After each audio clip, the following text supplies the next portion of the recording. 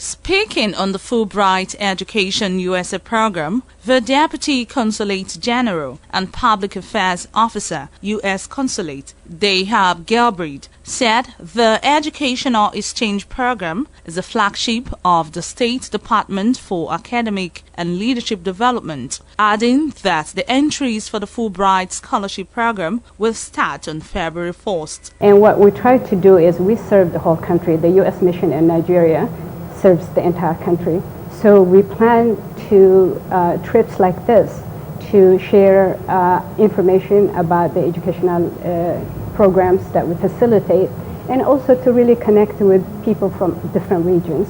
So the Fulbright program is the U.S. government flagship educational exchange program. The legislation was initiated by the former J. William Fulbright, a senator from Arkansas.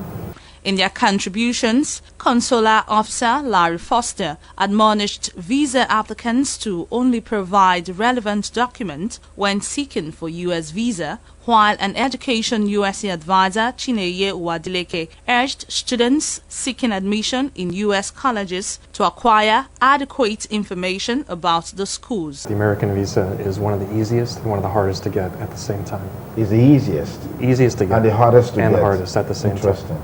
And mainly because we don't look for a lot of documentation. It's all about the interview. When they come to the window and speak to myself or another officer such as myself, it's about your credibility as a student, how you have prepared for this. We do ask for a proper application, a DS-160. We do ask for your I-20, make sure that's valid. We do ask for a service fee receipt that's been paid. But outside of that, it's very straightforward.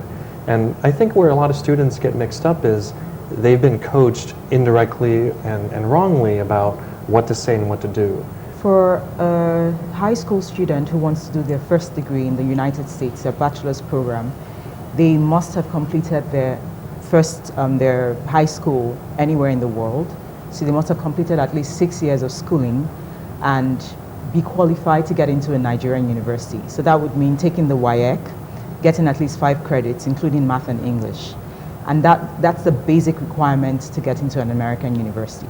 Earlier, the Deputy Consular General, Dahab Gilbreed, presented some study materials for the ITV Radio Library to the General Manager, Independent Television, Senior Elder Ogbeide Unwose, represented by the Manager Programs Division, Sonny Kokosun. Also on the program, the Senior Pastor, Omega Fire Ministry, Apostle Johnson Suleiman, harped on the need for all hands to be on deck to ensure a violent-free 2016 Edo State governorship elections, as he urged the federal government to respect the rule of law in the fight against corruption. Everyone gave up on me. I almost gave up on myself. And Jesus picked me up and made me a voice.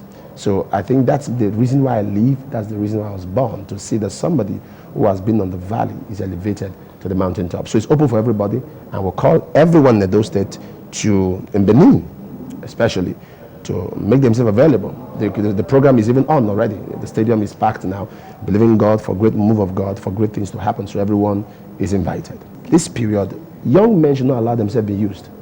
Young men should not allow themselves to be used, because if these people get into power, they forget you. So it should be violence-free. We should watch our utterance, we should retract harsh utterances, and we should project peace. Everyone that's campaigning should talk about peace, because in all their campaigns and all their press release, if peace is the platform, then we're going to have a very peaceful election. This morning on ITV, also known as TMI, runs Sundays to Thursday from 7 a.m. to 9:45 a.m. Sharon Ajayi reporting.